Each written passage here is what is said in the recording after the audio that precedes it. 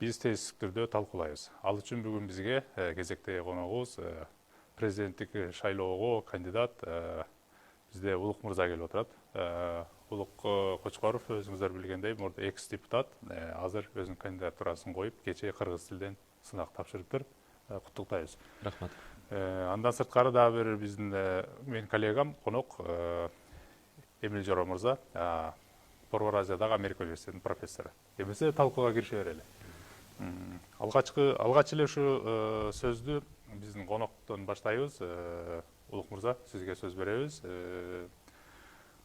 Азыр президенттикке барам деп, бир нече процедуралык иштерди жасап койдуңуз да. Негизинен президент болуп калсаңыз эмне кылам деп ойлоп атасыз, кандай ниеттериңиз бар, ошону кыскараак кылып бир 4 нерсеге токтолуп кете аласызбы? Рахмат. Моундай кылам депчи. Жакшы болот. Саламатсыздарбы, урматтуу телекөрүүчүлөр. Бүгүнкү күндө президент кызмат ордуна талапкерлер бир нерсени жакшы билиш керек. Конституцияга ылайык президентке жүктөлгөн милдеттер жана анын ыйгарым укуктарына жараша программа түзүлүш керек. Эгерде ошолорду эске ала турган болсок, анда негизги программа 5 тезистен туруш керек деп мен ойлойм. Биринчи, мамлекеттик башкаруу жана натыйжалуу башкаруу системасын түзүү керек. Экинчи, соттук реформаны ишке ашырыш керек. Тилекке каршы бүгүнкү күндө сотубузда башаламан мындай сот органдары менен Кыргызстанда адилеттүү сот чечими болушу мүмкүн эмес. Үчүнчү, укук коргоо органдарын реформалоп, коррупцияны жоюш керек. Ансыз эч бир мамлекеттин келечеги жок. Төртүнчү, ар бир мамлекет өзүнүн ыраттуу тышкы саясатын жүргүзүш керек. Жана эң негизгиси президенттин ыйгарым укуктарына кирген бул коргонуу жана коопсуздук маселесини камсыз кылуу абзел деп эсептейм. Эгерде уруксат берсеңиз, мен токтолуп кетсем болот. Эң жакшы. Эмесе мындай ушуну ыраттуу түрдө бири-бирден мындай чечмелеп кете берели. Эмесе бешинчиси бул тышкы саясат болду, ыраттуу тышкы саясат, төртүнчү, бешинчи коргонуу жана коопсуздук маселесин камсыз кылуу. Коргонуу жана коопсуздук. Макул. Эмесе сөздү талкууга баштаардан мурун биринчи бир нерсе мага өзгөчө кызык да. Сиз менен анча-мынча сүйлөшкөндө айтып каласыз, өзүңүздүн биографияңыздан мен мурда СМБД да иштеп кеткем деп айтасыз да. Бул СМБ деген мындайча айтканда КГБ же ММБ дейбизби? Буну чет өлкөдө сырдуу полиция деп айтат, эмне деп аталбасын мейли. Ушул суроодон баштаса кандай болот? Үчүнчү тезисиңизденчи, укук коргоо органдарын реформалам деп атасыз да. Бул жерде мисалы кээ бир кандидаттар айтып атат, азыр ушул күч органдарын деполитизация кылыш керек депчи. Сиздики ушуга жакынбы же башкача? Эң туура айтылган ой деп ойлойм. Себеби тилекке каршы бүгүнкү күндө бизде адамдардын, жарандардын саясий көз карашына жараша иштер козголуп жатат. Бүгүнкү мына акыркы мен деген саясатчылардын үстүнөн болуп аткан саясий соттук процесстер саясий көз карашына тыгыз байланышкан. Ошондуктан биздин укук коргоо органдары адамдарды саясий көз карашына жараша куугунтуктооду токтотуш керек. Муну такыр тыюу салыш керек. Кандай бийлик келбесин, анын көз карашына жараша артынан түшүп алып, элдин каражатыны, мамлекеттин күчүнү, каражатыны ар кандай болор болбос иштерге жумшоону токтотуш керек. Бизде толтура токой башка религиозный экстремизм дейбиз, терроризм дейбиз, жана башка коркунучтар бар, коррупция маселелери бар. Ошолорго биз күчүбүздү жумшабастан ар кандай туура эмес жактарга баягы күчтөрүбүздү жумшап коюп атабыз. Бул эң туура айтылган сөз. Экинчиси, тилекке каршы биз мына коррупцияга каршы күрөшөбүз деп айтканыбыз менен, декларация кылган менен, бул тандалма жол менен жүрүп атат. Дагы деле көз карашына жараша, эгерде кайсы бир саясатчы же кайсы бир кызматкер жүргүзүлүп аткан, мамлекетте жүргүзүлүп аткан саясатка өзгөчө бир пикири болсо же көз карашы болсо, ошонун үстүнөн баягы бүт ресурстар иштелип, коррупцияны ошол гана субъекттен издеп калып атабыз да. Андай болуш керек эмес. Жакын адамы болсо да сени кош колдоп колдоп турган болсо дагы, бирок туура эмес иши кылган болсо, эң жакын адамың болсун, кечээкү сенин жан сактагычың болсун, кечээкү сенин секретарың болсун, кечээкү сенин шопуруң болсун, бирок ошондой туура эмес иш кылып аткан болсо, коррупциялык, сөзсүз түрдө ал жоопко тартылыш керек. Бир нерсени айтып коюшубуз керек да, мыйзамдын таасирдүүлүгү анын катаалдыгында эмес, анын баардыгына милдеттүүлүгүндө. Ар бир адам өзүнүн жасаган жазасына сөзсүз түрдө жазаны алыш керек. Биз ушундай системаны орноткондо гана Кыргызстанда бир гүлдөгөн, өнүккөн Кыргызстан болушу мүмкүн. Жок, биз тандап, бул өзүмдүн партиямдан, бул менин жакын адамым, же дагы башка деп, буга эмне кылса да боло берет. 116 гектар парктын жерини сатып ийсе дагы ага боло берет. Же болбосо миллиондогон, миллиарддаган акчаларды жеп койсо да боло берет. Же болбосо ошол түрмөдө отурган баягы уурудагы мыйзамдагы ууруну чыгарып жиберсе дагы боло берет болсо, бул мындай мамлекеттин келечеги жок. Ошондуктан ким болбосун, кандай бир укук бузуу же тартип бузуу болбосун, жооп бергенде гана жакшы мамлекет болушу мүмкүн. Мындан сырткары дагы эмнеден көрөм мен? Көчөлөргө биз баягы патрулдук милицияларды ар жерге койбостон видео байкоо аппаратуралары менен жабдыш керек. Ошол тартип бузуулар автоматтык түрдө регистрация каттоого алынып, алар боюнча автоматтык түрдө чаралар көрүлүш керек. Ар бир жаран онлайн режимде керек болсо карап билип көрүп туруш керек. Кандай тартип бузуу болду, кандай чара көрүлдү, жана канча айып пул төлөндү деп ушунун баардыгын көзөмөлгө алуусу зарыл. Мынау укук коргоо органдарында болуп аткан процесстердин баардыгын автоматташтырыш керек.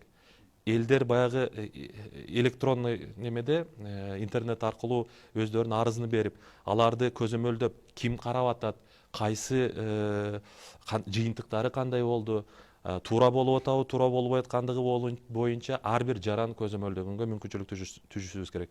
Прокуратура органдары болсо, ошол өз убагында каралып атабы, ошол боюнча дагы көзөмөл кылууга мүмкүнчүлүктөр түзүшүбүз керек. Айтор ошого окшогон бир топ маселелерди чечишибиз керек. Анан албетте социалдык маселелерди да чечишибиз керек. Укук коргоо органдарында иштеген адамдар татыктуу айлык маек алыш керек. Социалдык жактан алар толугу менен камсыз болуш керек. Бюджетти каяктан аласыз аларга? Мисалы бүгүн мен билгенден СМБ деле азыр көп айлык албайт экен. Эми сыр деп айтышпайт экен, бирок болжолдойм да. Ооба. Ошондо аларга мисалы 80 000 сом айлык бериш. Мен бир нерсени айтып коеюн. Бир нерсени айтып коеюн. Муну ошол бир эле мен эмес, муну парламентте да айтып жүрөт, журналисттик арканда иликтөөлөр да болду. 10 миллиондон 12 миллион долларга чейин бүгүнкү күндө бажы кызматынан ай сайын бир уч адамдардын чөнтөгүнө акча түшөт. Бул деген 1 миллиард сомго жакын акча бүгүн бирөөлөрдүн чөнтөгүнө кирип кетип атат. Мына. Же болбосо энергия секторунда биз баягы тарифтердин ставкасы көтөрүлүп атканда биз атайын эсептөө палатасына тапшырма берип, алар жазып чыккан. Ушул маселени көтөрөрдөн мурда 5-6 туруктуу акча урдоо схемалары бар. Системдик түрдө ошолорду жоюу керек деп. Аны Элмира Ибраимовага алкыш айтып коюш керек, коркпой жазып бергенде. Ал эмне деп атат? Мамлекеттик ишканадан жарым баасына алып, коммерциялык ишканаларга 2-3 барабар сатып байып аткан бир 30дай фирма, ал белгилүү да кимдердин фирмасы экен. Алар жылына 40 миллион доллар акча жасашат экен. Баягы энергия немелерди потеря деп коебуз, технический, коммерческий. Ошолордун нормага келтирсек 3,5 миллиард сом жылына үнөмдөсөк болот экен. Же болбосо эффективдүү сарамжалдуу каражаттарды колдонуу боюнча ошол эле мамычаларды ЖБИ'де 7 000, 8 000 турса, аны 15 000, 20 000ден өздөрүгө кириштеп, ошол эле трансформатор 200-300 000 болгондорду 500 000, 600 000ден кириштеген, ушу сыяктуу дагы 2 миллиард акча. Жалпылап айтканда 7-8 миллиард сом акча мына энергетикадан биз жоготуп атабыз. Мына туңгуч президентибизде башталган схемалар бүгүнкү күнгө чейин колдонуп келе жатат. Кен тоо кен тармагын айтпай эле коеюн. Бүгүнкү күндө Кыргызстандын байлыгы ар жактарга жөн эле чыгып кетип атат. Биз мына канча айтып келдик парламентте отурганда дагы. Азыр мына концентраттарды алып чыкканга экспорттук пошлинаны арды киргизгиле. Бизге мына жерге заводдорду куруп, золотоизвлекательный фабрикаларды куруп, канча алтын чыгып атат. Ошондон салык түшүүсүн камсыз кылгыла дегенибизге карабастан, ошону бир уч адамдар мындай орусча айтканда крышевать этип, өздөрүнүн баягы акыларын алып иштеп келе жатат. Бул жерде дагы жоготуулар аябай көп. Айтып өтө турган болсок, кайсы тармакты карабайлы, ошого окшогон тармактар көп. Эгерде биз коррупцияны жоюп, мамлекеттик башкаруу системасын бир ыкмага сала турган болсок, акча баарына табылат. Ошондо чакан, бирок эффективдүү иштей турган укук коргоо органдары. Ошондо биз адилеттүү сот системасын дагы башкаларды да кура алабыз да. Сизде сурооңуз болсо, же комментарийиңиз болсо. Чоң Менде дагы суроо бар. Барысын ачык жана айтып бере атпайсызбы азыр? Дээрлик бардык айтканыңызга кошуламын. Чынында менимче көп туура сөздөрдү айтып атасыз. Анан башында кириш сөздү айтканыңыз өтө маанилүү нерсе. Бул Кыргызстандагы азыркы конституциялык турумдагы президентке берилген ыйгарым укуктардын ченеми кандай, жана ошого жараша кандидаттар, талапкерлер эмнени убада кылса болот же болбойт деп. Сиз айткан 5 жаапты алсак, албетте азыркы кезде Кыргызстандын президенти ушулар боюнча ушул жааттарда түздөн түз иштесе болот. Бирок кайра эле сиз айтып аткандай, ар бир маселени чечүүгө келгенде, анын оңдоо жолдоруна келгенде кайра эле негизи аткаруу бийлигине премьер-министрдин, азыркы кездеги премьер-министрдин, ар кандай министерстволордун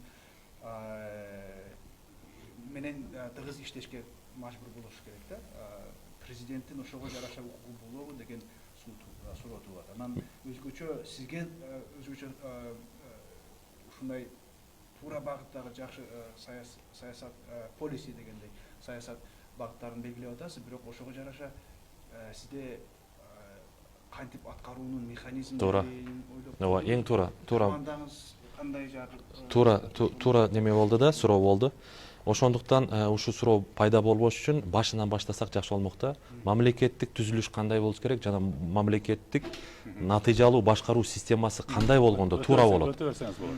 Мына өзүңүздөр жакшы билесиздер, Кыргызстандын чейрек кылым эгемендик тарыхында 4 президент болду. Анын ичинен 3 мындай толук кандуу президент болду. Ар бир президент өлкөнү өзү башкарды, өз каалагандай башкарды. Бирок өзүнүн туура эмес жүргүзгөн саясатын кесепеттерини премьер-министрге же өкмөт башчысына шылтап, аны садага чаап келген. 4 президент 28 өкмөт башчыны садага чапты. Президент бүт баарын өзү чечет, жоопкерчиликти албайт.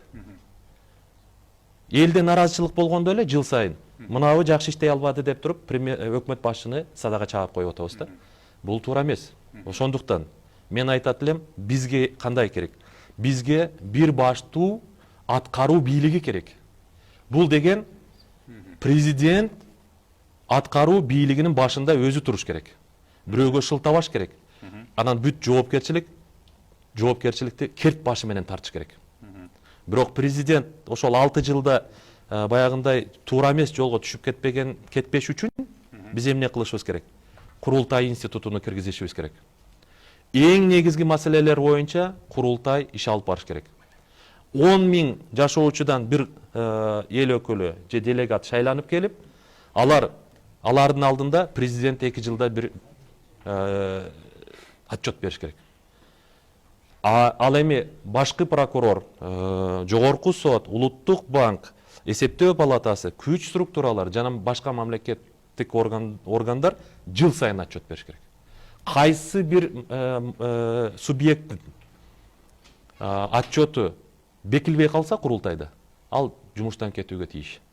Ошондо бизде жоопкерчилик, өлкөдө жоопкерчилик болот. Айрыкча бийликте жоопкерчилик болот. Себеби анын баягы временной цейтнойтко отурат. Себеби обратно отчет кетет. 1 жылдык убактысы бар, 1 жылда өзүнү көрсөтө албаса, элдин өкүлдөрү келип, 600 киши болобу, 900 киши болобу, келип туруп аны жумуштан алып коет. Ушундай системаны түзгөндө бизде мындай биринчиден элдик бийлик орнойт, экинчиден өлкөдө айрыкча бийликте жоопкерчилик пайда болот. Жана саясий туруктуулук пайда болот. ушул темадан алыстап кетелик деп сөзүңүзгө неме да суроо. Жана курултай маселеси бизде өтө көп көтөрүлүп келет. Көп жылдан бери ар кандай демилгечи топтор айтып келишет да. Мен түшүнбөгөн жерим парламент эмне үчүн отурат анда? Элдин түздөн түз жана жакшы болду. Мен азыр ушул боюнча ыйгарым укуктуу менин көз карашымда парламенттин курамын 35ке кыскартыш керек. Алар жалаң гана мыйзам чыгаруу менен отуруш керек. Жана эң негизгиси парламент мажоритардык шайлоо ыкмасы менен шайланыш керек. Ар бир округдун өзүнүн депутаты болуш керек. Жана элге депутаттарды чакырып алуу мүмкүнчүлүгү болуш керек. Президентте эмес, өкмөттө эмес, элде. Ошону шайлаган округдагы эл кайтарып чакыртып алса, анын ордуна башка партиянын өкүлү келип депутат болуш керек. Маселен, шайлоо болду, биринчи орунду алган ал парламентке отурду. Бирок ошол киши элдин мүдөөсүнү чече албай ишени менен кетип калса, алар кайтарып алат, экинчи орунду алган башка партиянын өкүлү келип туруп депутат болот. Ошондо буларда да жоопкерчилик. Тилекке каршы бүгүнкү күндө бизде депутаттарда жоопкерчилик жок. Себеби биз Конституцияда жазып койдук, алардын императивдик мандаты бар. Аны эч ким артка чакырып ала албайт. Сүйлөгөнүгө дагы, иштегениге, иштебегениге да жооп бербейт. Алар 5 жыл отурушат. Ошондо мен ойлойм, чыныгы эл үчүн иштей турган, конкреттүү бир округдарга байланган депутаттар келет. Ошону менен ушул маселени чечсек болот. Мисалы, сиз айтып атасыз, 10 000 кишиге бир өкүл болот деп атасыз. Ошондо 6 миллион калк болсо, бизде азыр 600 депутат болот экен да, параллелдүү. Бизде мындайча айтканда 2 парламент болуп атат да, сиздин айтыгыңыз боюнча. Мейли аны биз азыркы парламентти деле курултай деп атап коелу. Ошондо силердики башкача мындай. Негизинен бул деле элдик курултай могу делечи. Мен азыр айтып атайын. Мейли атын айталы. Сиз айтып сунуштап аткан курултайдын аты А болсун, могу курултайдын аты Б болсун. Сиздер айтып атасыз, Ада 600 киши болот деп атасыз. Ар бир 10 кишиден келет. Анан кийин могу Б деген курултайда 35 эле киши болот. Алар мыйзам чыгарып эле отурат. Ана мажоритардык система менен бир мандаттуу болуп эле келет деп атасыздар да. Азыр карап көрүңүз эми. Могу 600 кишини ким шайлайт? Бул кайра эле ушундай болуп эле, ушул эле механизм менен акча сатып алып эле анан сайын каша болбойбу? Жок, мен парламентте отурдум да. 120 депутаттын 50-60 депутаты эч качан отурбайт. Жарымысы чет өлкөлүк командировкаларда, жарымысы ошол өз бизнесин кылып жүргөн, башка жерлерде жүргөн. Айтор жарымысы жок. Жок, макул, буну биз эми карап турабыз. Парламентти белгилөө. Бул парламенттин демек 120га акчасын төлөп, ар бир депутатты 2ден жардамчысы, анын айдоочусу бар.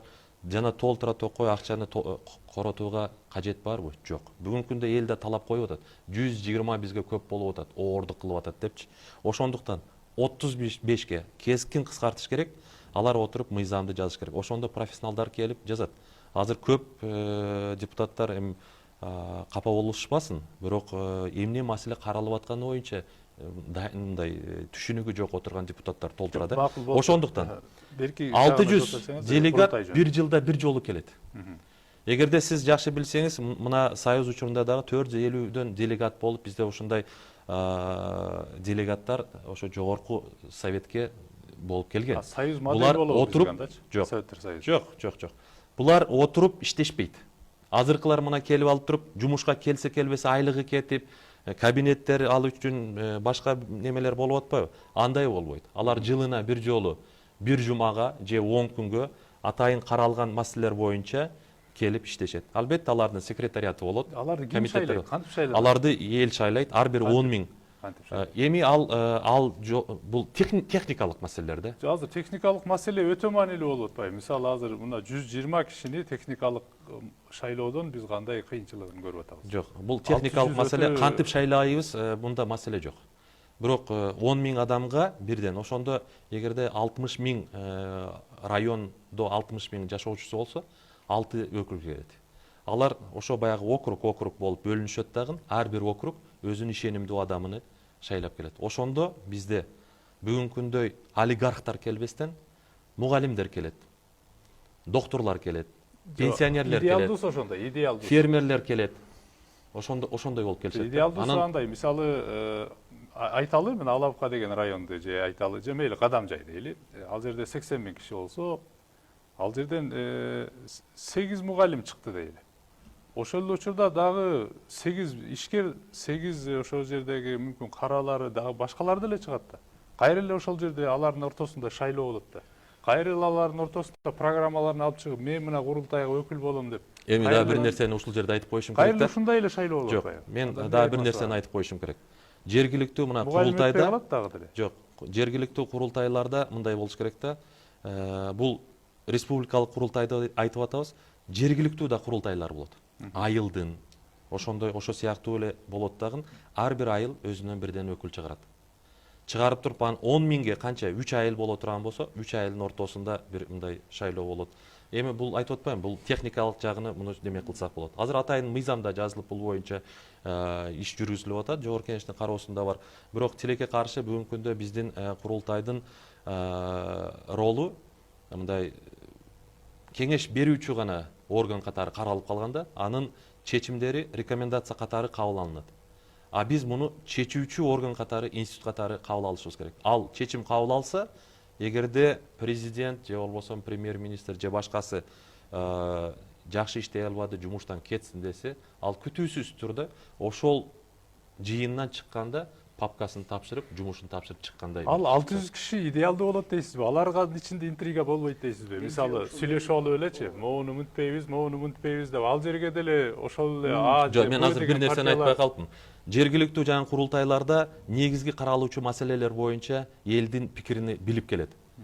Эл, силер эмне дейсиңер? Бүгүнкү премьер-министр же болбосо президент туура иштеп атабы же туура эмес дегенде, президент боюнча туура эмес иштеп атат деп туруп, отставкасына кол таштайсың, добуш бересиң деп, алар ошол наказын аткарат келип. Анан келип алып, мен келдим, кимин канча бересиң, эмне кыласың деген болбойт. Ошондуктан эл кандай чечим алып берген болсо, ошол чечимдерди келип элдин атынан билдирүүгө гана ал делегат болуп келет да. Анан келип алып, мен келдим, эми өзүм чечем, мен тиякта кичине расход кылдым эле, ошолордун ордун толуктайм, кимиңер канча акча бересиңер деген андай маселе болбойт. Эл чечимини берип, делегатка коет, ошону. Маселени азыр мырза башында эле айтпады эле, бул платформа эмес, негизи бул ушул багыттар депчи. Менимче, албетте иштеп чыкчу маселелер бар да, баары бир. Бирок өтө туура коюлган маселе бул биздеги Кыргызстанда ушу 25-26 жыл бою эл өкүлдөрү өкүлчүлүк институтунун калыптанбай калышында болуп атат. Бизде эл өкүлү катары шайланып келген институттарыбыз такыр тамыр албай жатат да. Айта кетсек, азыр 6-чы чакырылышпы, 7-чи чакырылышпы? Ар чакырылыш акыркы экөөсү гана окшош болду. Калган ар бир чакырылышта түп тамырынан же мындай маанилүү жагынан мыйзам өзгөрүп, же сан өзгөрөт, же эки палаталуу парламент, же партиянын негизинде партияны алып салабыз. Такыр биринен бир уланган бир эме болбой атат, институтту өстүрө албай атабыз. Бул өтө чоң маселе, бирок ошондуктан анан ар кандай суроолор да туула берет да. Болбогондон кийин ар кандай демилгелер, сунуштар айтыла берет.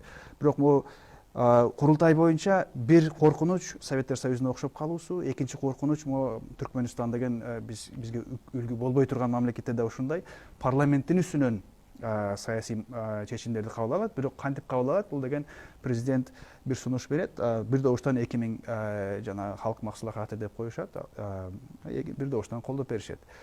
Андай коркунуч бар да, анткени парламентке келген шайлоодо негизинен канчалык жаман көрбөйлү, бул ошол кичине амбициясы бар, мен элди жетектейин деп бирдемке умтулган кишилер келет.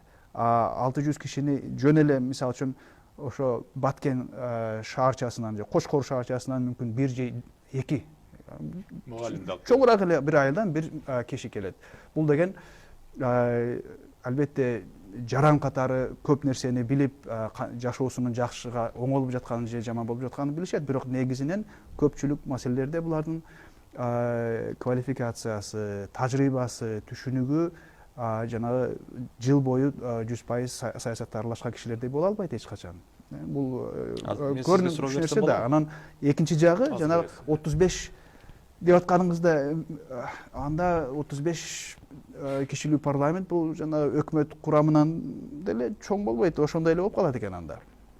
Анда биздеги жаңы 120га көтөргөнүм жалган айтпасам бир себеби, сиз мүмкүн катышкандырсыз, ушул ага чейинки 70 болгон, 90 болгондордун бат эле сатып алганга, анын жарымын сатып алганга да кудурети жетип аткан экен да. Азыр эми 120-ны мүмкүн кыйыныраактыр, бирок сиз айткандай башкача проблема болуп атат. Бул жарымынан көбү катышпай жатышат. Менимче ушул катышпоосунун, активдүүлүктү көрсөтпөгөнүнү оңдоонун жолдору бар. Кесип салуунун, менимче кесип салганда биз 30 бекет түшүргөндө андан да чоңураак проблемаларды туудура алабыз деген коркунуч бар да. Менин оюмча азыр сиз айткан нерсе ошол бүгүнкү парламенттин моралдык жактан дагы, функционалдык жактан дагы нөл болуп кызматын кыла албай атканынын чоң себеби бул. Азыркы учурда бул депутаттардын баштары иштебегендигинен же мындай өзүм билемдигинен эмес. Чынында бул парламент бүгүн өзүнүн мындай өзүнүн экзистенс деп коет го, мынандайча айтканда өзүнүн бардыгынын мааниси жок болуп калды да. Себеби дегенде баардык чечимдер бүгүн баардыгы президент тарабынан кабыл алынып, президент не десе болот. Демек келип эле бүгүн бизде маселе кайра эле ошо конституцияга келип токтолуп калып атат да. Буга жоопкерчиликти ким алат деп. Сиз өзүңүз айтып кеттиңиз. Эгер бизде президент кала турган болсо, президент өзү аткаруучу бийликтин башында туруп, өзү керт башы менен жооп бериш керек дегендей болчу. Оюмча чоң маселе ушундан келип чыгып, анан биз бүгүн парламентке ишенбей туруп эле могу. Анан биз ойлоп атабыз, бир идеалдуу мындай бир курултай келсе, ал өлкөнү мындай бир жомоктогудай башкарууга алып келип, каалаган учурда президентти тейлеп коет деген. Эмне үчүн мына сиз жакшы бир нерсени айтып кеттиңиз да. Эл өкүлчүлүк институту бүгүн жоюлду деп айтсак болот да. Себеби элдин өкүлдөрү отурган жок бүгүнкү күндө ошол парламентте. Өзү идеалдык түрдө элдин бүт катмарлары келип, элдин чыныгы өкүлдөрү отуруш керек эле. Бирок кимдер отуруп атат бүгүнкү күндө? Акчалуулар. Ошол фракцияларга, ошол эле партияларга акча салгандар отуруп атат. Кимдер отуруп атат? Ошол бийликтин камчысын чапкандар отуруп атат. Ошолорго кошоматчылык кылып, бир айтканын эки кылбастан жасап жүргөн адамдарды алып келип коюп атат. Ошондон улам алар бүгүнкү күндө бизнесин сактап калуу максатында, же болбосо буга чейин коррупциялык кылган иштери ачылып калбасын, мени дагы темир тордун артына жашырып жаап койбосун деп айтканын кылып атат. Бүгүнкү күндө президенттин айтканы эки болбойт. Биз азыр мына парламенттик мамлекет дегенибиз менен өзүбүз канча айтпайлы, парламенттик мамлекет жок бизде. Андай өлкө эмес. Толугу менен президенттин колунда. Президент өзүнүн колунда күч органдары жана баягындай көзөмөлдөө органдары, счетная палата дегендери ошолор колунда болгондуктан ар бир депутаттын үстүнөн жакшы справка түзүп, анын куйругуну бурап, анан алдына тыштап койгон. Мындан кийин азамат мен айтканымдай жасайсың деп. Анан ошону айткандай жасап, өзүнүн сөзүнү да пикирин да кошо албайт. Мен кээ бир депутаттар айтып калат да, айрыкча мына ак жолдогу депутаттар айтып калат. Биз бир гана укугубуз бар эле дейт. Президент чечкен чечимге оң колубуз менен добуш беребизби, же сол колубуз менен добуш беребизби? Ошол биздин укугубуз болчу деп. Бүгүнкү парламенттагы ошол ак жолдон айырмасы жок. Чечилген президент тарабынан чечилген маселеге булар оң колу менен кнопка басабы, же сол колу менен басабы деген эле укугу бар. Башка укугу жок. Себеби булардын көпчүлүгү баягындай коррупциялык жол менен акча топтогондор, же болбосо бизнесте ар кандай контрабанда, же болбосо салыктан качуу, башка жолдор менен акча топтоп келгендер. Аны эртең артынан ошол эле АКСте, ошол эле Финполициянын же да башка бирөөнү сала турган болсо, 3 күндө эле анын артынан толтура токой материалдарды алып келип таштап коет. Улук мырза, мына сиз ошо СМБ болуп ичинен жүргөн адамсыз да мурда. Айтсаңыз, муну прокуратура менен СМБнын же дагы бир органдар менен окшош эле ишти кайталап аткан учуруңар барбы азыркы учурда? Андай маселе бар чындыгында. Мисалы, мону чынында бул КГБнын иши эмес эле, ушуну кылбай эле койсо болот эле деген нерселерчи? Сөзсүз түрдө бүгүнкү күндө прокуратуранын иши эле деген учурлар. Андай бар болуп келген, азыр дагы бул маселе бар да. мен ойлойм ушу улуттук коопсуздук кызматы бул мындай олуттуу бир маселелер боюнча анан эптеп эле бирөөдүн үстүнөн канча иш козгодуң деген маселелер менен иштебеш керек. Бул улуттук коопсуздукка өзүнүн залакасын тийгизе турган маанилүү иштер боюнча алып барыш керек да. Мен өзүмдүн практикамдан бир маселени айтып коеюн. Мен маселен ошол жакта иштеп атканда биз 2000-жылы Кыргызстан газсыз калды. 2000-жылы. 2000-жылы. Эсимде бул. Танаев 16 жолу телеграмма жазды. Декабрь, январда 16 жолу күн сайын Танаев Өзбекстан премьер-министриге телеграмма менен кайрылып газ кое бергилечи сураныч деп жазып атты да. Ошондо биз изилдеп чыкканда ошол эл аралык суу колдонуу жана энергия ресурстарды колдонуу келишимдеринде Танаев өзү 6 ай мурда одоно мыйзам бузуулар менен кол койгон. Өзү баягы биздин эксперттер парафировать этип деп коет, баягы кол коюп уже катыткан немелерге, келишимдерге өзү немелерди киргизип кол коюп бергендигин кесепетинде ал эмне кылган?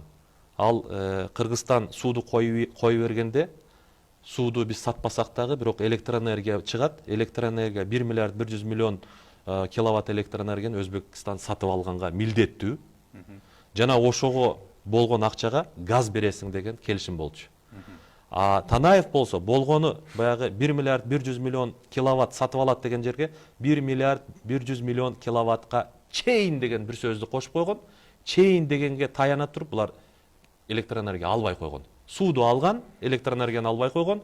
Бизде актив түзүлбөй калды, газ алганга акчабыз болбой калды. Экинчи маселе, бизде графикти, газды берүү графиги октябрь, ноябрь, декабрь, январь, февраль, март боло турган болсо, бул болсо май, июнь, июль, август, сентябрь, октябрга коюп салган. Буну эсембе менен кандай Биз ушуну териштирип чыгып, маселен да, ошол биз алып чыгып Танаевдин үстүнөн да иш козгогонбуз. Бирок тилекке каршы ошо премьер-министр болуп турганда аны ошо президент сактап калып, биз жоопкерчиликке тарта албадык. Бирок мынабу мен ойлойм улуттук коопсуздукка, себеби биз ал жерде маалыматтар болгон, ошол кишилер атайын кызматтардын аркылуу акча менен сатылган деген маселелер болгон да. Мынабу улуттук коопсуздук кызматынын кыла турган иши деп билем да. Же болбосо ошол эле биздин баягы бүргөндүдөгү нефтегазовый скважиналар кандай акыбалда берилген, алар бүт иштен чыгып, бирок ошого биздин өкмөттөгү чоңдор канча акча алган, аны дагы атайын кызматтар аркылуу ушундай бир паралар берилген да. Биз мына ушулардын үстүнөн иштеп, иш козгогонбуз, бирок тилекке каршы баягы саясий эрк болбогондон кийин бул өзүбүздүн адам, буга тийбегиле деген мындай немелер, көрүнүштөр болуп келген да. А мен ошого айтып атканым, эгерде кандай адам болбосун, кандай жакын болбосун, кылган кылмышына жооп берсе, бизде Кыргызстанда өнүгүү болот.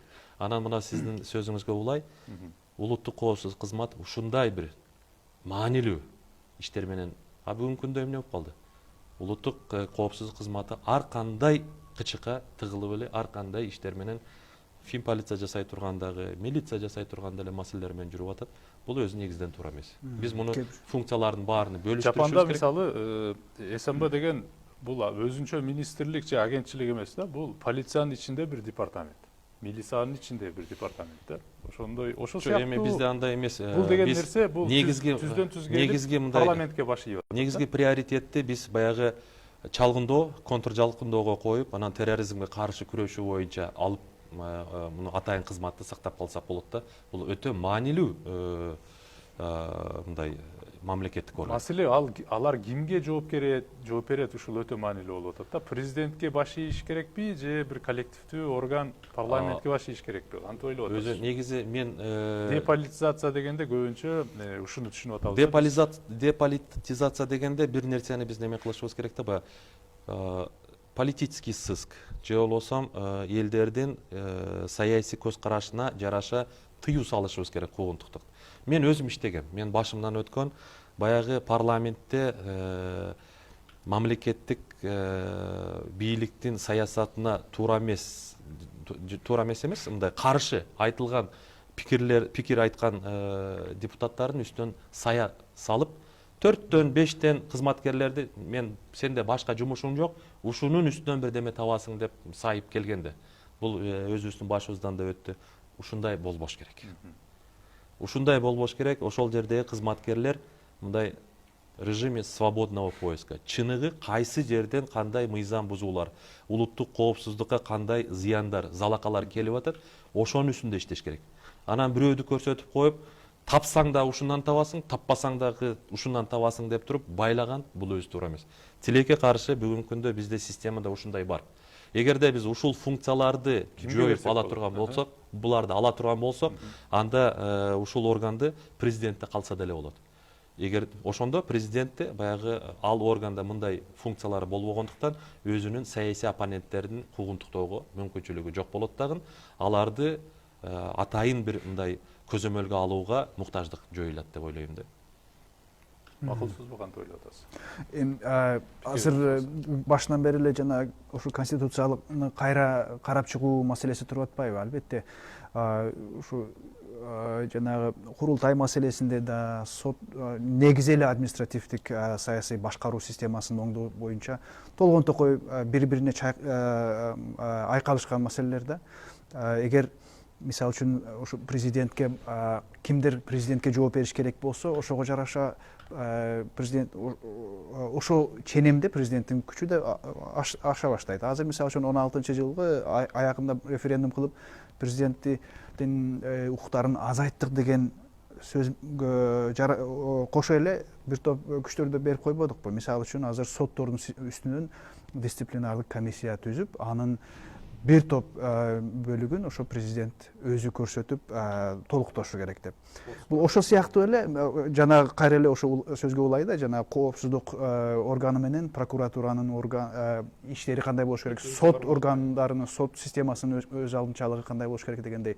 Анткени кандай гана болбосун, эгер президент чечип, президент сен жакшы иш кылдың, жаман иш кылдың дей турган укугу болсо, ошого жараша анын ошол көрсөтүлгөн органдын үстүнөн укугу болот. Албетте эгер такыр эле эч ким президентке баш ийбейсин десек, анда бара-бара президентти жок эле кылсак эле болот. Сөзүңүзгө улай бир нерсени айтып койгум келет да, мына бүгүнкү соттук процесстер даана көрсөтүп турат.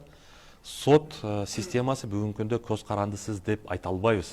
Президент аппараты толугу менен алардын үстүнө отуруп алган. Кандай ошолордон буйрук түшсө ошону чечет. Ошондуктан эгерде биз мамлекетибиздин мындай адилеттүү мамлекет болуусуну каалай турган болсок, мыйзамдуу мамлекет курабыз десек, сотторго көз карандысыздыгын камсыз кылуубуз керек. Бул үчүн биз эмне деп атабыз? Президент сотторду кызматка коюуга жана жумуштан алууга эч кандай тиешеси жок болуш керек. Мен айтып аткан ошо жаңы курултайга булар барып, курултай аларды жумушка коет, жумуштан кетирип атканда дагы курултай угуп, сени эмне үчүн кетирип атат деп дегендей бир нерсени коюшубуз керек. Мындан сырткары соттордун көз карандысыздыгын камсыз кылуу менен бирге алардын жоопкерчилигини карашыбыз керек, күчөйтүшүбүз керек. Себеби соттор бүгүнкү күндө кабыл алган чечимине жооп бербей атат. Кандай гана сот чечимини кабыл албасын. Бүгүнкү күндө соттор биринчи эмне менен мындай руководствоваться этет да? Президенттин аппаратынан телефон чалууга, экинчиси акчага. Мыйзам деген бул жерде каралбайт, такыр каралбайт. Ошол эки фактор чечилген болсо, сен утасың, эки факторуң жок болсо, анда сен чече албайсың. Ошондуктан жоопкерчиликти камсыз кылышыбыз керек. Кантип жоопкерчиликти күчөтүү? Бүт судебный процесстер ачык айкын, интернет аркылуу онлайн режимде болуш керек. Ар бир жаран ошого көзөмөл салыш керек. Мындан сырткары, эгерде ошол кайсы бир иш боюнча жогорку соттон биринчиден сот баягы үтүр койбостон чекит коюш керек. Биздин бүгүнкү күндө сот чечимини бузуп, биринчи, экинчи инстанцияны бузат дагы кайра биринчи инстанцияга тыштап коет. 3-4 айлампада жүргөн соттук иштер бар. Жогорку сот окончательный решение чыгарыш керек. Анан эгерде ошонун чечими менен жергиликтүү соттордун чечими жокко чыгарылган болсо, анда ал боюнча дисциплинарный производство ачылып, ошонун кетирген баягы мүчүлүштүгүнө жараша ал жоопкерчиликти алыш керек. Эгерде уголовный состав болсо, ал кылмышка тартылыш, кылмыш жоопкерчилигине тартылыш керек. Эгерде административный болсо, административный. Жумуштан кете турган болсо, жумуштан. Ушуну биз киргизишибиз керек. То есть жогорку соттун чечимиден кийин жокко чыгарылган соттук чечим боюнча териштирүү болуп, жоопкерчилик каралат. Үчүнчүсү, башаламандыкты жоюш керек. Жогорку соттогу негизи эле сот системасында болгон башаламандыкты жана бюрократияны жоюш керек. Себеби бүгүнкү күндө ошол эле секретарь судебного заседания 4000 сом айлык алат. Протоколун жазган карасаң, айланайын, эчтемени түшүнбөйсүң ал жердечи. Же болбосо чечимдерди окуп коет, 1 ай, 2 ай артынан жүрөсүң, чечимин ала албай. Же болбосо ошону кайра иск берейин десең, районныйга келип, ошону городскойго жеткире албай, 4 айлап, 5 айлап жүргөн бизде немелер бар. Ошону бүт баарын автоматташтырып, ачык айкындуулугун түзүп, алардын айлык маянасыны чечип, социалдык коргоо маселесин чечип, бир жакшы шарт түзсөк, адилеттүү судебный система болгондо мамлекетке ишеним болот. Ошондо мамлекетке ишеним пайда болуп, сот системасына ишеним пайда болгондо инвестор да келе баштайт. Пока бүгүнкү судебный системада ушундай акча менен чечилген же башка звонок менен чечилгенде рейдерство боло берет. Мына канча немелерди бүгүнкү күндө тартып алып коюшту. Айтпай эле коеюн, мына Кытай фирмасыныкын алып койду, жеке өзүнүн фирмалардыкын жөн эле тартып алып коюшту, рейдерский захват кылып. Сотко барса, сот карабайт. Бүт баары президенттин аппаратынын чечими менен чечим кабыл алып атышат. Ошондой болгондо бир инвестор келбейт. Инвестор келбегенден кийин жумушчу орундары түзүлбөйт. Жумушчу орун түзүлбөгөндөн кийин бюджетке салыктар түшпөйт. Салыктар түшпөгөндөн кийин социалдык маселелер чечилбейт. Коргонуу коопсуздук маселеси чечилбейт, медицина, окуу жай эчтеме чечилбейт. Ошондуктан ушуну күттүк эле да, сиз ушуну айтышыңызды күттүк эле, сөздүн ачыгычы. Сиз баягы башында айтпадыңызбы, акчаны каяктан аласыз буларга дегенде, сиз бир күн сайын 10-12 миң доллар бияктан бажыдан кармалып атат. Булар бар билебиз, бирок негизинен бирок аларды да жоюш керек. Аларды да жоюш керек. Бирок мындай өз алдынча иштей турган системаны түзүү керек. Бир ишкерлер, салык төлөөчүлөр аркылуу бюджет көбөйөт деген нерсе бул негизги философия болуш керек. Эң туура. Бир нерсени айта кетиш керек да, жана мыйзам үстөмдүгү деген эң түбүндө ошол маселе турат да. Бул жөн гана сот системасы же салык системасы же башка эмес, укук коргоо эмес. Баарысынын негизинде эң түбүндө мыйзам туруш керек да. Мыйзамдын күчү байкалыш керек. Мисалы үчүн ошол эле инвестор дегенче азыр Legal Trading деген бир компаниянын баарыбыз кулагыбызды жеп бүтпөдүбү. Президент баш болуп, өкмөт мүчөлөрү баарысы айтат, акчаны төлөсө эле болду, иштей беребиз деп. Ап-ачык көрүнүп турбайбы? Тендердин немелери, жоболору моундай болгон, требованиялери мындай болгон, Legal'дын чукуп көрсө, ошолорго жалган маалымат беришкен экен. Ошого көз жумуп кое беребиз дейт. Бул деген мыйзам биз үчүн мааниси жок дегендикке барабар да. Бир чети ошол. Анан экинчи нерсе, бир маселени менимче өтө маанилүү нерсе, бул мурдада бир сүйлөшкөн болчумун.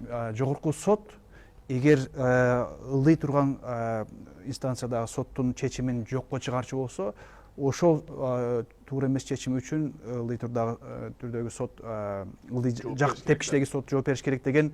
Менимче мунун эки жагы бар да, бул эки учтуу таякча дегендей.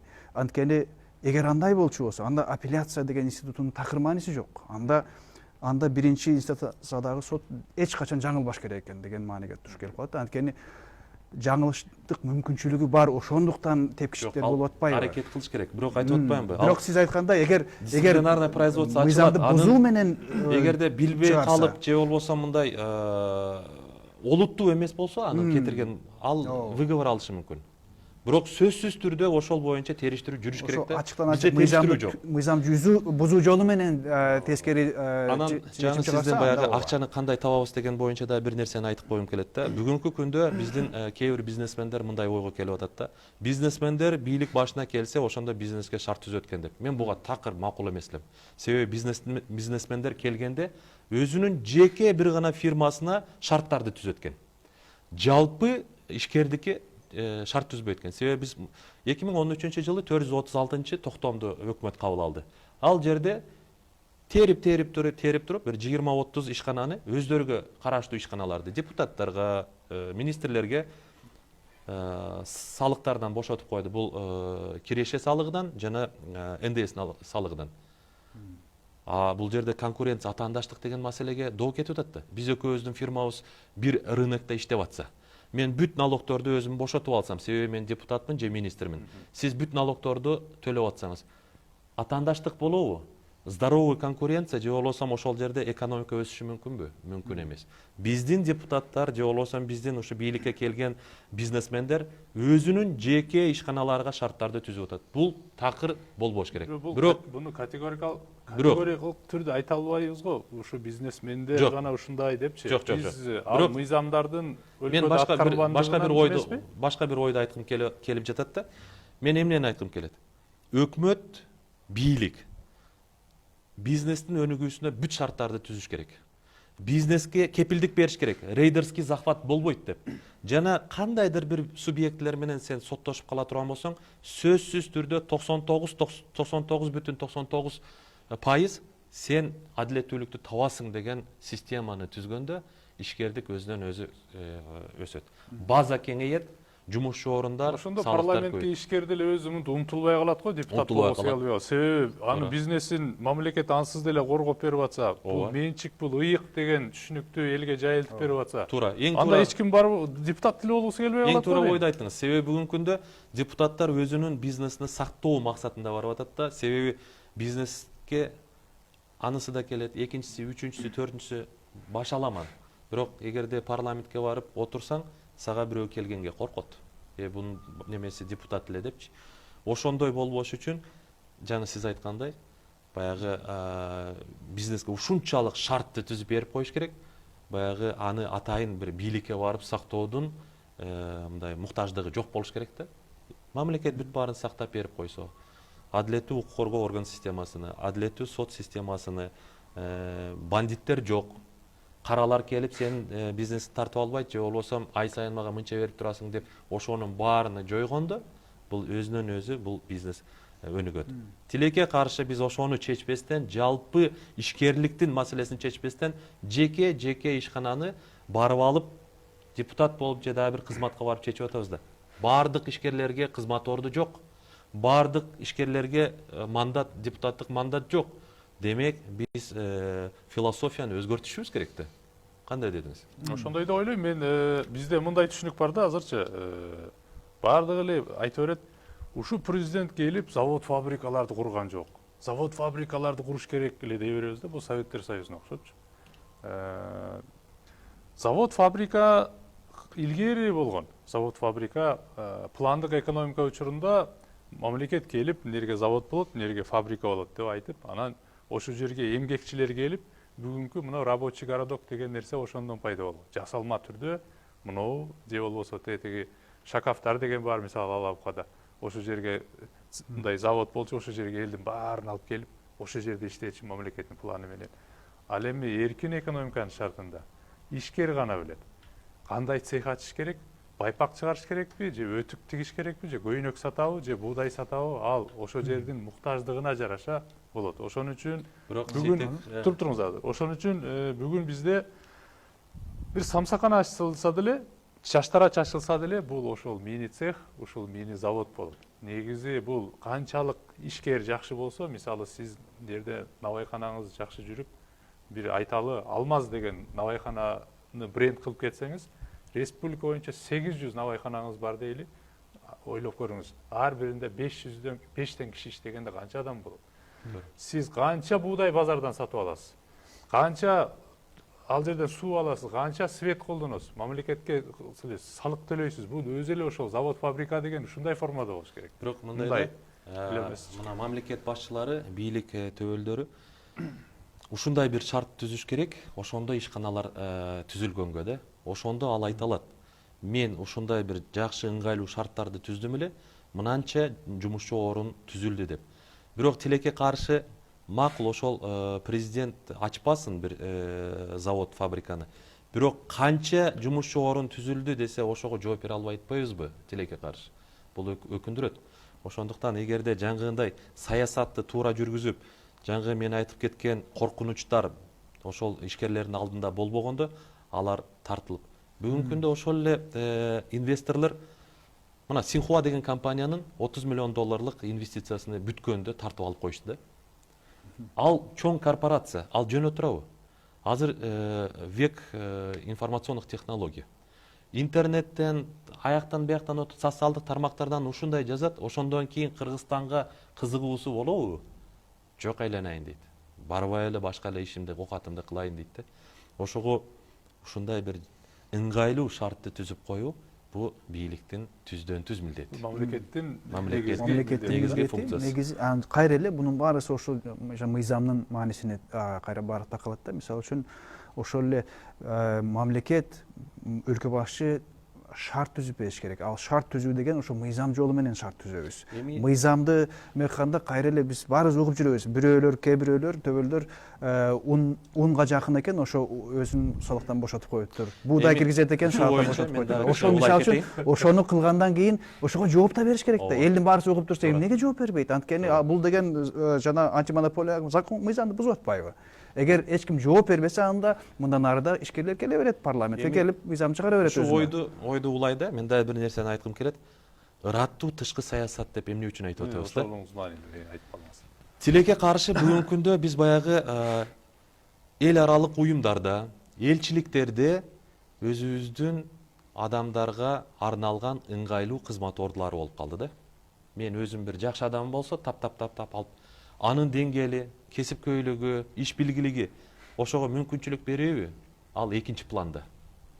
Мына тышкы саясатта ошондой кызмат ордуларды мыкты, иш билги, эл үчүн кызмат кыла турган мекенчил тажрыйбасы бар немелерди койгонубузда, адистерди. Ошондо булар түнү күнү ошо Кыргызстанга кандай пайда келтирсем, ишкерликке, негизи эле ошо Кыргызстан өнүгүүсүнө эмне пайда киргизем деп иштейт да. Анан мен өзүмдүн таанышымды, тууганымды алып барып отургузуп койсом, айлыгы жакшы экен, сенден эч ким эчтеме сурабайт, жүрө бергин бизнесиңди кылып, товар жибересиң аяктан, биякта сатып бизнес кылабыз деген саясат боло турган болсо, анда ишкерлик дагы мамлекетте өнүкпөйт. Ошондуктан биз ар кандай ушундай маанилүү кызмат ордуларына атайын даярдыгы бар кадрдык потенциалдарды жиберишибиз керек да. Бул эң негизгиси. Экинчи, ошол эл аралык уюмдарда жана элчиликтерге түздөн түз биз Кыргызстандын кызыкчылыгына жылдыра турган бир немелерди, талаптарды коюшубуз керек. Жана жыл сайын алардан сурашыбыз керек. Жыл сайын алып келип, ошо эл өкүлдөрүнүн алдында сен эмне бир жылда эмне пайда келтирдиң деп. Бүгүнкү күндө бизде жөн эле турист болуп ойноп жүргөн немелер толтура. Баягы саякаттап жүргөн, ошондой кызматта жүргөндөр ошо. Андан сырткары ар кандай баягы кызматташтыктарга келишимдерге кол коюп атканда дагы Кыргызстандын баягы кызыкчылыктары дайыма алдында туруш керек да. Кандай болгондо ошо биздин ишкерлерге, биздин дагы экономикабызга, биздин мамлекетибизге пайда болот деген позиция менен гана ошол түрткү болуп иш алып барышыбыз керек. Азыркы бийлик деле ошентип айтат да. Ооба, бизде деле ошондой кылып атабыз деп көрүп атабыз. Сөзүңүздү бузуп коеюн, азыр дагы бир суроо да. Могу улуттук кызыкчылык деген сөздү аябай көбүбүз айтабыз. Азыр сиз айтып кеттиңиз, кыргыз улусунун кызыкчылыгы деп айттыңыз да. Бул кыргыз улусунун кызыкчылыгы эмне деп ойлойсуз? Эмне бул биздин кыргыздын кызыкчылыгы? Кыргыз өлкөсүнүн, мамлакатынын мына кызыкчылыгы. Ушул жерде мындай биз сөздөрдү мындай вариациясын ойнойбуз да, мына улуттук кызыкчылык деп неме кылып атат дегенде кыргыздын улут катары кызыкчылыгын коюп атат деген эмес. Жок, бул жерде мамлекеттин бул эмне? Коопсуздугуну камсыз кылуу жана экономикасынын жашоо деңгээлинин өсүп өнүгүүсүнө камсыз кыла турган шарттарды алып келүү да. Ошондо эмне болгондо, ошол эле Евразиялык экономикалык союзга кирип атканда, биз эмне кылганда ошо Кыргызстанга пайда болот деп. Мен бир нерсени айтайынбы? Мыйзамда биз мыйзам чыгаруу палатасында отурганда парламентте чечим кабыл алдык, кирдик. Договор о зоне свободной торговли деп бир топ мамлекеттер менен биздин келишимдер бар эле. Ошолорду баардыгын биз жокко чыгардык. Бирок ошол эле учурда Россия, Вьетнам менен договор, ошондой договор киргизгенде биз макул болуп колдоп атабыз да. Ошондо айтышыбыз керек. Вьетнамдын негизги продукциясы Россияга эмне? Текстиль. Айланайын, текстилди биз бир экономикалык мейкиндикте болгондо биз камсыз кылбайлыбы? Вьетнамдарды эмне кыласыңар деп сүйлөшкөн бир адам жок да. Жок, бизге тигилер айтты, биз ушуну чечишибиз керек экен деп туруп, анын бизге пайдасы барбы, жокпу? биз баягы эки колдоп баягы сүрөйбүз да ошону. Жок, ошондой бир маселелерди биз кое алсак, ошол баягы улуттук кызыкчылыкты жылдыруу деген болуп эсептелет. Же дагы бир маселени айтайын. Ошол эле Евразиялык экономикалык союздун алкагында бир маселе туулуп калды. Биздин резиденцияга атайын баягы ошол СНГ мамлекеттин башчылары келет деп курулуш жасап, 1,5 миллион долларлык төлөй турган таможенный пошлина чыгып калды Кытайдан алып келген товарыбызга. Ошол маселени биз немеге коюп атабыз да, Евразеске. Евразеске койгондо Казакстан болсо коюп атат, биз ВТОго кирдик. ВТОдон 4000 позиция боюнча баягы Евразестин немесинен ставкасынан башка ВТОнун ставкасы менен алып келели деп атабыз. Ушуга кол коюп бергиле десе, биздин алмаштырганыбыз 1,5 миллион долларлык баягы ошол жерге сантехника, туалет, умывальник, башка раковиналарды алып келген. Ошонун пошлинасыга биз жаңгындай 4,5 миң позиция боюнча башка неме менен алып келе турган нерсеге кол коюп беребиз. Бул биринчиден баягы кызыкчылыкка доо кетеби? Албетте, улуттук кызыкчылыкка доо кетет. Жана ушунун баягы кабыл алып аткан же размен кылып аткан нерсенин мындай адекватности немеге салбагандыгы да. Бул СМБнын иши экен да анда. СМБнын иши, мына СМБ ушу маселелер боюнча иштесе болот. Анда СМБ башынан эле айтса жакшы болмок экен, бажы биримдигине шашпай тура тургула деп. Жок, эми ал жерде мен ал маселени айткан жокмун, бирок ушул уюмдарга киргенде өзүбүздүн кызыкчылыгыбыз дайыма алдында болуш керек да. Ошону биз мындай унутпай кетишибиз керек. Анан улуттук кызыкчылыкты тыштап коюп эле алдыга жылып кеткенибиз болот. Мен айтып атам, себеби Америкада билесиз да, СМБны FBI деп атайт. Бул болсо борбордук интеллигенттик бюро деп аталат да. Бул ал жерде акыл иштеген, билимдүү, интеллигенттүү, аябай аналитиканы жакшы билген экономисттер, политологдор, өтө күчтүү биологдор иштейт да СМБдечи, билесиз да. Ошол сыяктуу биздин да мүмкүн философия баягы улуттук кызыкчылык менен айкалыш керекпи? Бул эми бир эле ал мамлекеттик орган эмес, бүт мамлекеттик органдар ушундай интеллектуалдар менен неме болуш, камсыздалыш керек да. Негизи эле ошо ар бир келишим болобу, мыйзам долбоору болобу өтө кылдат экспертизадан өтүш керек да. Сиз жана айтып атканыңыз бул деген карабай эле өткөрүп бергендик да, мындайча айткандачы. Ошол эксперттер болобу, мыйзамда такшалган билген кишилер болсо, жөн эле бирөөнүн өз кызыкчылыгы үчүн жаза койгон долбоорду өткөрмөк эмес. Же кичинекей нерсе үчүн чоң нерсени берип жиберген келишимге кол коюлмак эмес. Бирок ошондой эме көзөмөл деген жок. Көзөмөл кылууга да жол берилбейт. Анан ушундай биз сөз жүзүндө айтып жүрө берет экенбиз да, кызыкчылыкты кылдык деп. Тилекке каршы биздин убактыбыз мындай соңуна келип баратат. Бүгүн Улук мырза атайын келип бергениңизге чоң алкыш айтабыз. Сиздерге рахмат. Жакта Эмил мырзага да чоң алкыш, дайым келип бизге өзүнүн баалуу комментарийлерин, кеңештерин айтып берип турат. Эми жаманбы жакшыбы сиздин ниеттериңизди да бир сыйра тезистик түрдө талкуулаганга жетиштик деп ойлойм. Эмесе ушуну менен урматтуу көрүүчүлөр, бүгүнкү улустөр жана турмуш көрсөтүүсүнүн кезектеги чыгарылышы соңуна келип атат. Биз келечекте дагы тезистик түрдө жаңы парадигмалар менен улут куруу, улус куруу, экономикалык өнүгүү, демократизация, либерализм тууралуу дагы талкууларды уланта беребиз. Эмесе кайрадан көрүшкөнчө саламатта болуңуздар. Чоң алкыш келип бергениңизге рахмат сиздерге. Ишиңиздерге ийгилик болсун.